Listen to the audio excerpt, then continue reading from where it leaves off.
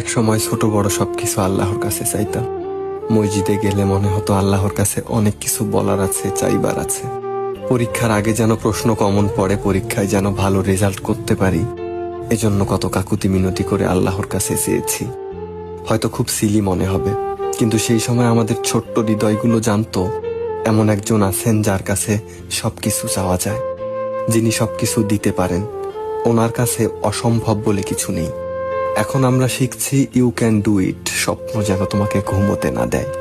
নিজের উপর বিশ্বাস রাখলে কেউ আটকাতে পারবে না, তুমি চাইলেই সব পারবে।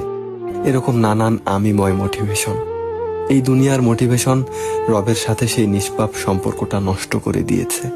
আল্লাহর কাছে নাছোড় বান্দার মতো কিছু চাইবার সেই সহজ সরল জীবনটা আমাদের ছেড়ে চলে গেছে।